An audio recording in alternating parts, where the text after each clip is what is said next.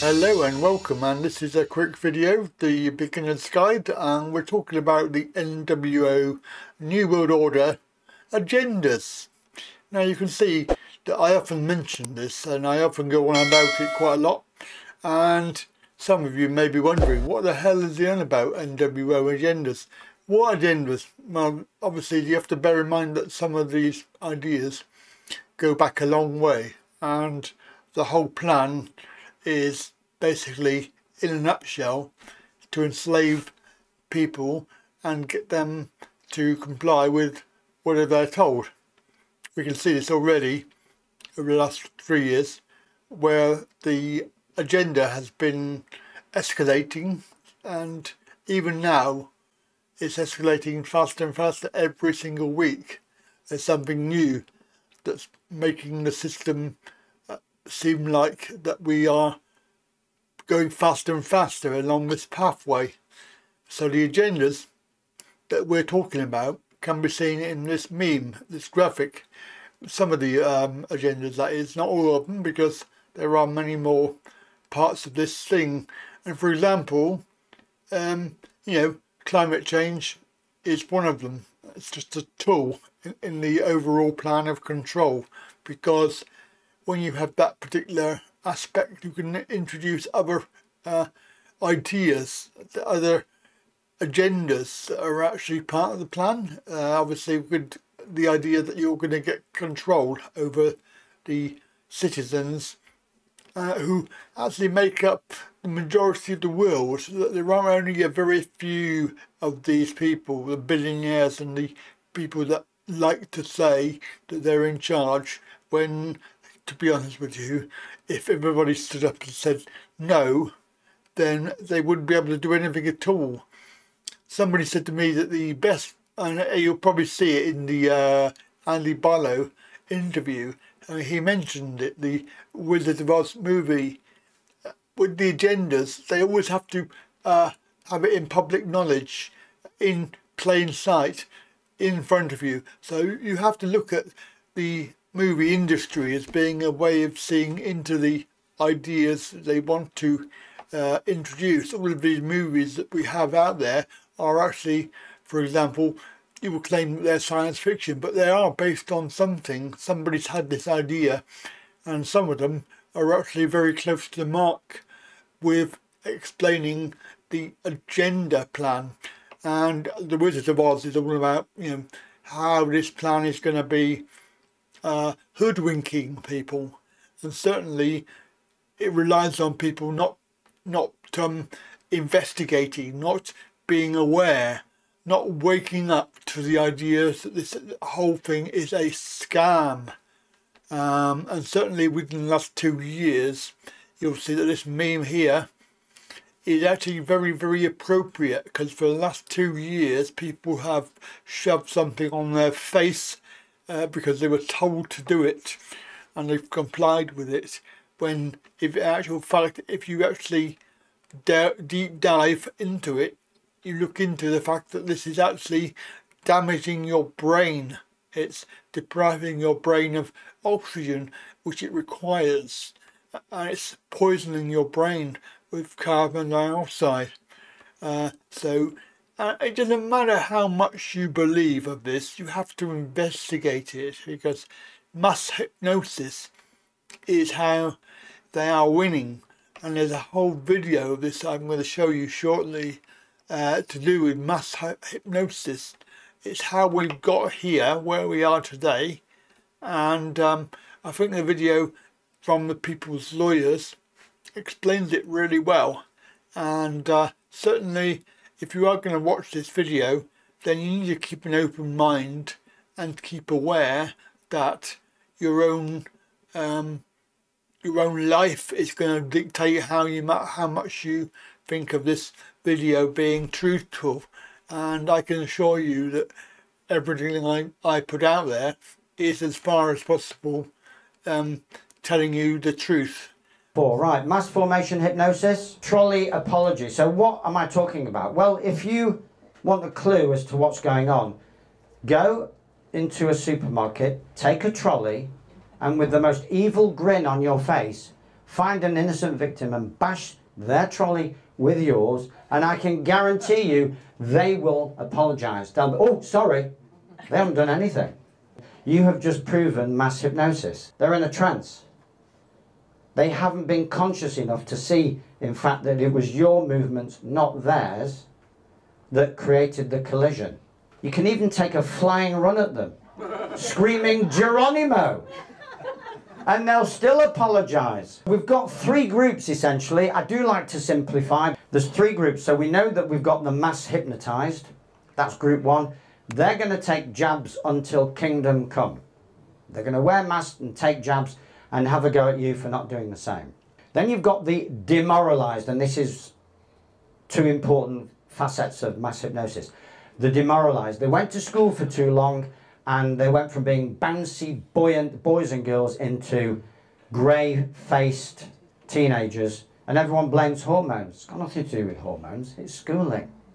It's schooling. Hormones is what the system says it is, because the system's trying to hide the fact that it's school. You've got the hypnotised, don't even bother talking to them, right? The hypnotised, gone until further notice. Leave them alone. The demoralised, yes, that's the group in the middle. They swing towards the hypnotised because the hypnotised are a very powerful lobby. They're so gung-ho about compliance that the demoralised think, oh, sod it, I think I better comply. Because they haven't got the strength, the moral fibre and the physical strength to argue the toss with the terminally hypnotised.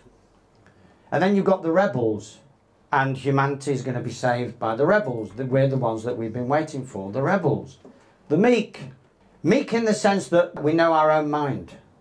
I think the word meek is a bit dodgy. I don't think it should be meek. It should be someone who owns their own thoughts. In other words, someone who's not going to bully anybody else. They're just going to do their own thing. That's what I think meek means. Inheriting the earth.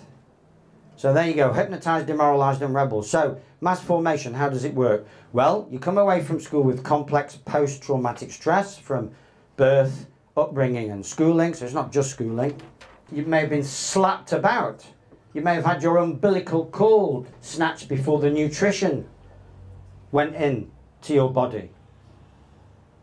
And then slapped. You know, the birthing process is a major traumatic event. We get off to a very bad start, folks. And then upbringing. You may have been born to one or two narcissistic parents. And then schooling. So what this gives us is a sense of isolation. Sort of a bit of the poor me. Ooh, no one understands me. I'm suffering here inside my skin. And also gives us a lack of meaning, because when we're dealing with that suffering, we can lose track of what we should be doing because we're more focused on how it all hurts and it doesn't all feel right. Schooling takes away any purpose and meaning, because that's not the purpose of schooling. It's to precisely take the meaning away, otherwise it would have potentially a room full of rebels who are looking for their own purpose and meaning. School can't handle that. You've got free-floating anxiety because of the fear porn, the threats, the micro-traumas, the torture, punishments, humiliations, and of course at a certain point it makes you angry. So that anger first kicks in at teenage. Anger and frustration is more visible at teenage because they're out on the streets being angry. And that makes you fodder for the system because you're wobbling. You're wobbly, you're out of your centre. Nervous wreck, addicted, lost soul, all those things. So that makes you vulnerable to attack. So now the system will kick in with the attack. And it creates a problem psychologically outside of you. So there's your first port of call. Ah, there's something outside of me. I can take my mind off me and I can focus on a problem out there. So already we're beginning to feel a certain relief. There's an enemy out there that I can focus on. And then the government, or its organisations that it's in alignment with, offers a collective solution to this collective external problem. So we're taking you out of yourself, out of your discomfort internal zone, into a world in which we've all got the same problem. And now they're starting to cure your sense of isolation. They're starting to cure your sense of purpose. Ah, I've got a purpose. I can fight this problem. Drugs, terrorism, CV19, whatever. I've got a purpose. And when you cooperate, again, it heals the rift of never having been allowed to cooperate in school. Because cooperation was labelled as cheating. We're still in phase 2, and this collective cooperation becomes like a therapeutic process for the individual. If I can just identify with a group, fight a common cause, I can forget my own problems. Now you know why you can't ask a mask wearer to take the mask off. You'd be asking them to disrupt their own therapy. It's not going to happen. And when you interfere with that therapeutic process, you're running quite a few risks. At the very least, verbal abuse and perhaps worse. If they're in therapy, leave them alone. Why people can't see the truth? Well, this is a KGB agent. When they are demoralized, you can tell them nothing. Even if you give them the most reliable factual information, it means nothing to them. Nothing whatsoever. It's actually offensive. Doesn't mean we're wrong. It just means that technically we are actually offending them. By prodding, we are offending them. They are demoralized, and as he says, the tragedy of demoralization means that people's morals become debased, demoralized, demoral. And that means education becomes indoctrination. We're seeing this now. It's been happening for a while, but we're seeing it more and more. It's more visible. That's the only difference. Entertainment becomes hypnotism. Criminals become leaders. Lies become truth. That's what demoralization does. So behind all this, how are we going to encapsulate this to get a handle on it? Is it genocide? Well, there's definitely a genocidal agenda, but is it actually genocide? Is it democide, which is so genocide is the mass extermination of entire races, and democide is just mass murder, basically. Is it manslaughter? Well, let's go back to genocide, democide. You need to have victimized someone physically, because at the moment it's just psychological. People are taking the jab because they see it as a therapeutic process. So is it genocidal to give someone a therapeutic process that happens to kill some of them? So I would say no, it's not genocide and it's not democide, even though there are undoubtedly genocidal and democidal agendas. Is it manslaughter? Yes, it could be if you can prove that someone ought to have known better. Certainly doctors and nurses ought to have known better, and it's certainly possibly manslaughter or very least criminal misconduct in a public office. And the CEOs, definitely corporate manslaughter. Is it suicide? There was a French judge that did not allow the beneficiaries of the estate of someone who took a jab and died. They did not allow the estate to prosecute for any kind of homicide, because the judge said, well, he volunteered to take the jab. So he volunteered to take the jab, but he didn't know it was going to kill him, so it's not suicide. See how clever, how insanely clever this is. But what it is, without doubt, is menticide, the killing of the human mind, the killing of the human spirit, the killing of the will to live on. Menticide, it is a concept, but it's not a crime. It's not a crime to kill someone's spirit. Not in the legal system. This menticide is fueled by a pandemic of gaslighting and virtue signalling. That's what we've got on an industrial scale. Gaslighting and virtue signalling. Now, totalitarianism. Everyone thinks about Mao and Lenin and Mussolini and Hitler and all those lovely, lovely characters. They're irrelevant. Totalitarianism works through your neighbour and your family members. Totalitarianism is man's escape from the fearful realities of life into the virtual womb of the leaders. The individual's actions are directed from this womb, from the inner sanctum. Man need no longer assume responsibility for his own life. The order and logic of the prenatal world reign. There is peace and silence. the peace of utter submission. So your family member and neighbour propping up this totalitarianism, they're looking for their therapy within the system. Nanny state, peace of mind, silence. They don't want to get involved. They're opting out of life. And that is symbolised by the fact that they, in ever-increasing numbers, are dying from the jab. It reflects their opting out of life. That part is their choice. The most potent weapon in the hands of the oppressor is the mind of the oppressed. If they've got you thinking the thoughts that suit them, they've got you on a plate. If you're thinking thoughts that suit you and your well-meaning brethren, brothers and sisters, you're still in the game, you're still fighting the good fight. Humanity is at the crossroads, so we've got carbon-based Homo sapiens sapiens who will soon be extinct. No question about that, no choice. That version of humanity is on its way out, either through the dark agenda or through the light agenda. It makes no difference. That version of humanity soon will be redundant as we move up through the frequencies.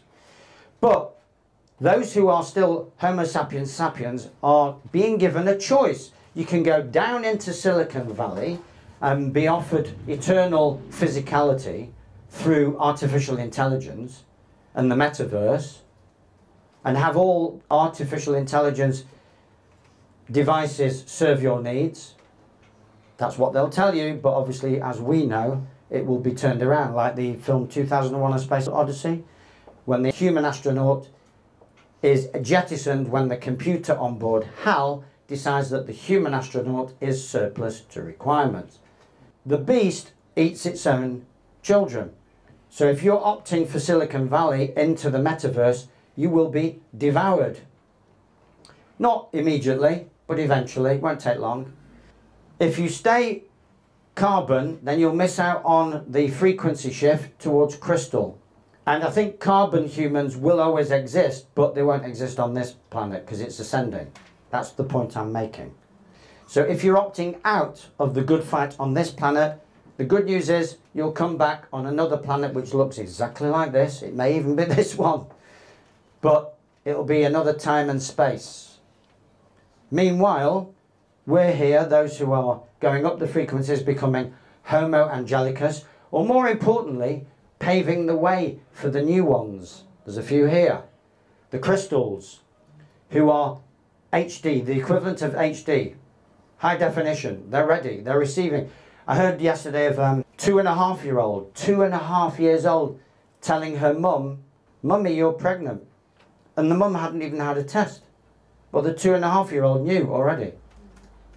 And they've got Chinese children who can read with their armpits.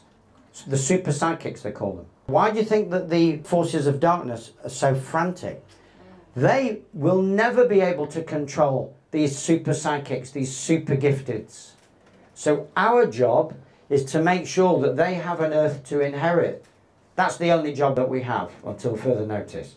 Once we've won that battle, then we can play cards, table tennis, watching the odd movie. We can go back to that. Till then, our job is to make sure that the generations coming through can bring their gifts and talents and telekinesis and telepathy and clairvoyance and healing skills. The story about the Chinese children reading with their armpits, that's factual, scientifically proven. The Americans sent a team over to test it. They all passed the test. The planet is ascending, and so our job is to respect that process and pave the way for the boys and girls coming through to go with the planet. We are at war to desecrate, destroy or control our holy land. The first holy land is obvious. It's the planet in its entirety. It's not Mecca, it's not Jerusalem, those are distractions. It's the planet as a whole, and the fractal version of the planet as a whole, which is us. That's what the holy war is. It's the war on your wholeness. It's the war against the planetary wholeness. That's what holy wars are. There's a W in the word holy. That's why I've got W in white there. Holy without the W means full of holes. So a holy man without a W is a man full of holes. Holy woman, ditto.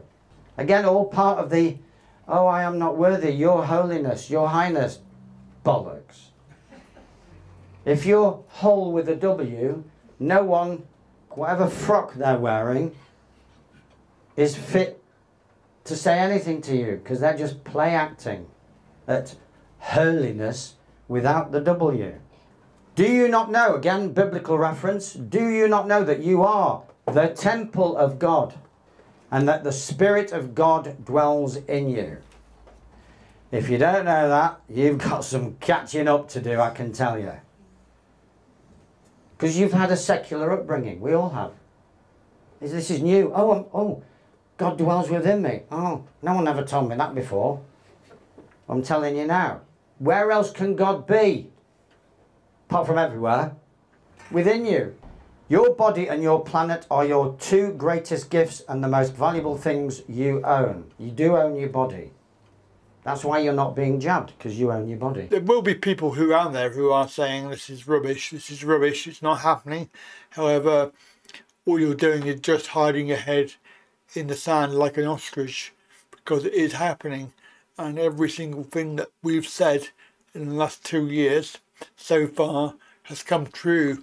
You cannot deny that, and certainly some of you may need to do some more research on that, because literally every subject that we've said would happen is happening or is in process of happening, and certainly some of it needs to be stopped, because it will finalise the nails in the coffins of control.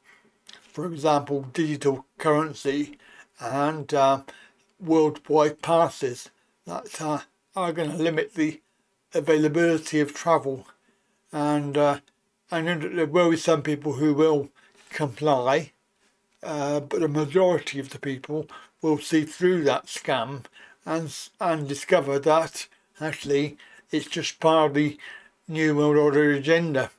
And when you understand, as David Icke once said, that once you understand the destination, where they want to go to, you can understand the steps of process to that destination, and it is all about controlling the masses.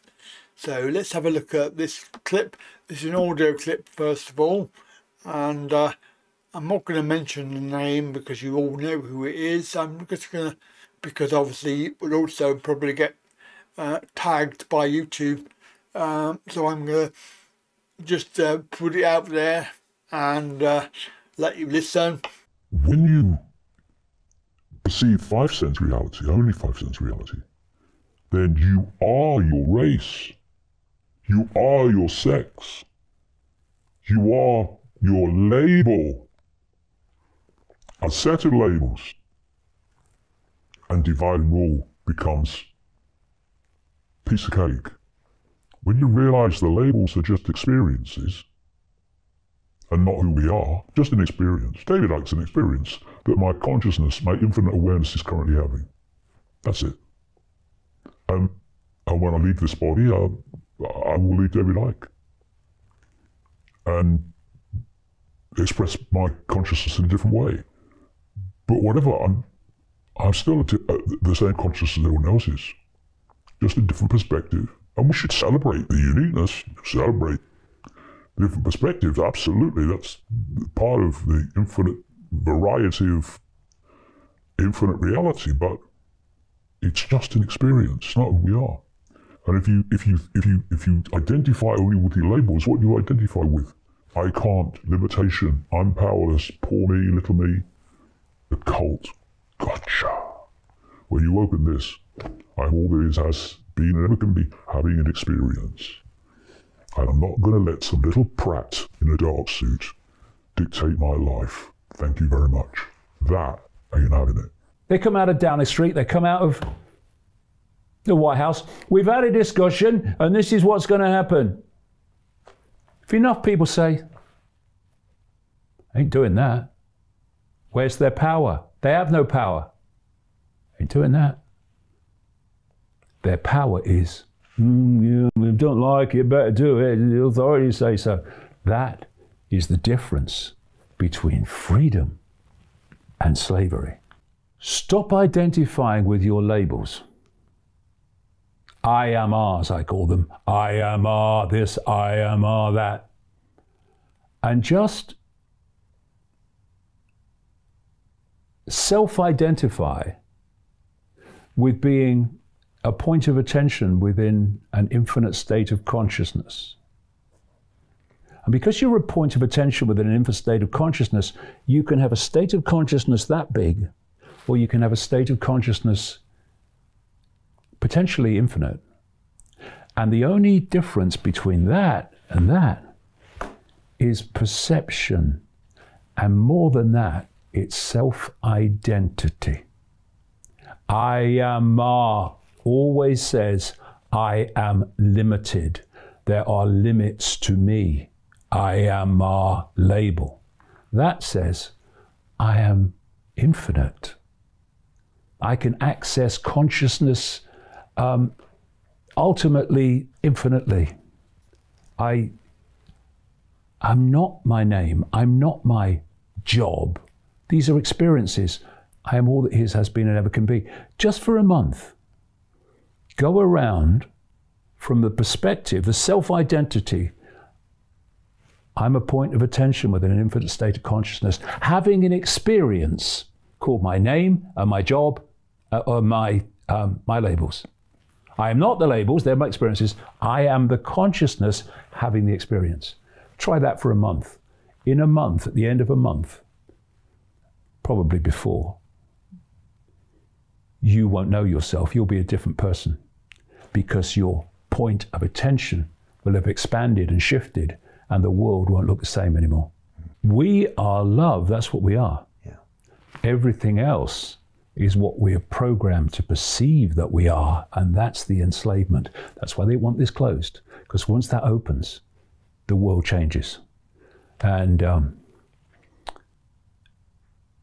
I tell you how inverted and how insane this world is. You've heard what I've just said about who we are. I've been saying it for 30 years. And I'm called a racist. That's the madness of it all.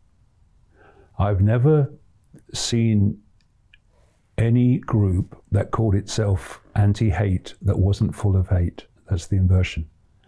An irony, the person they're calling a racist hater says we're all each other, and the divisions of race and color and creed and sexuality, just illusions, brief experiences.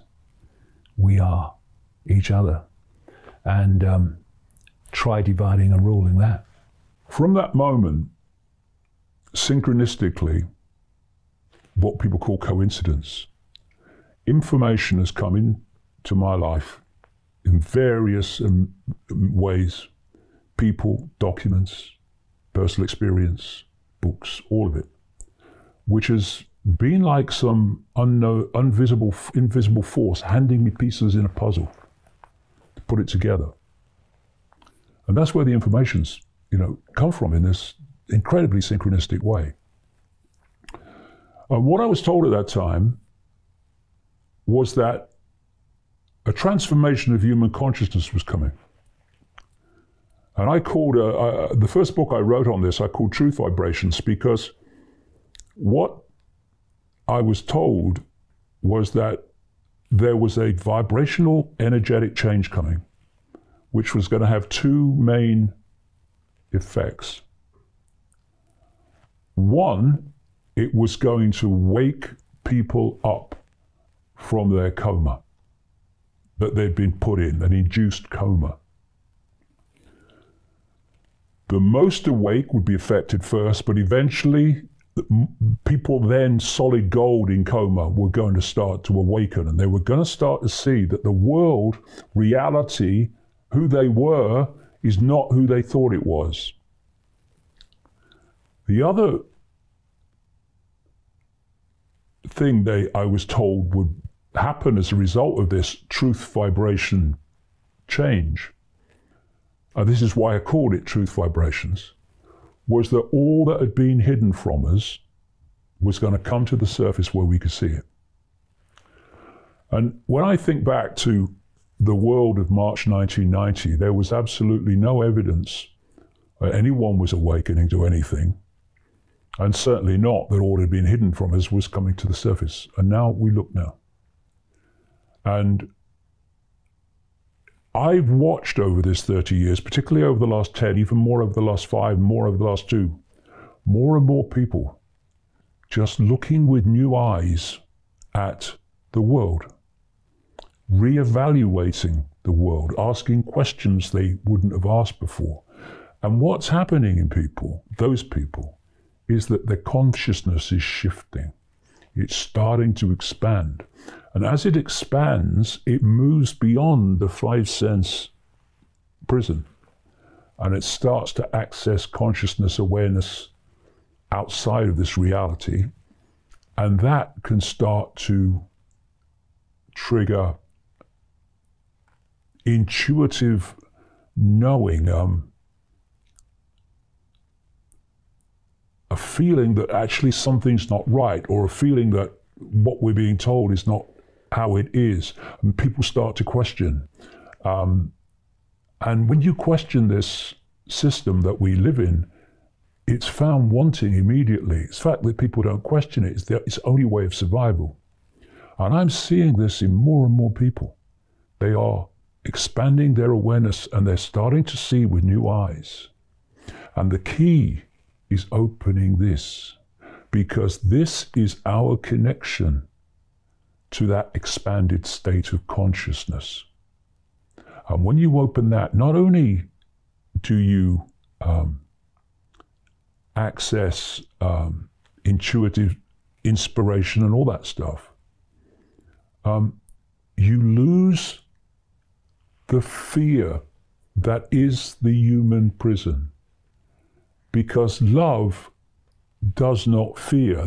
Love is the absence of fear, as evil is the absence of love. And so this gives you an extraordinary freedom where you just do what you know to be right, and you just say what you know to be right. So this would have said in the last few weeks, David, if you say what you know to be right, you go beyond this, you're going to get banned by YouTube. You're going to get banned by Facebook, and all the rest of them. This says, you say and you do what you know to be right. And that's what I've done. And so I've got bleeding banned. I mean, the least surprised person that happened was me.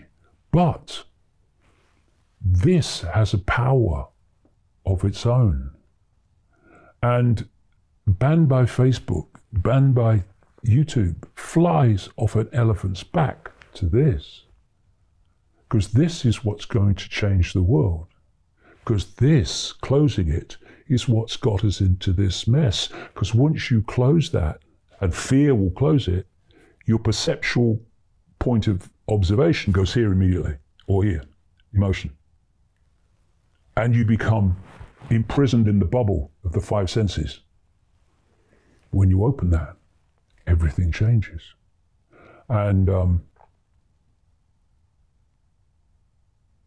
when I say I have more power than these people have, that's the reason. Because they don't have that. Psychopaths don't have open hearts. They are heartless. That's why they do what they do. So there you go. That's the first bit and the second bit.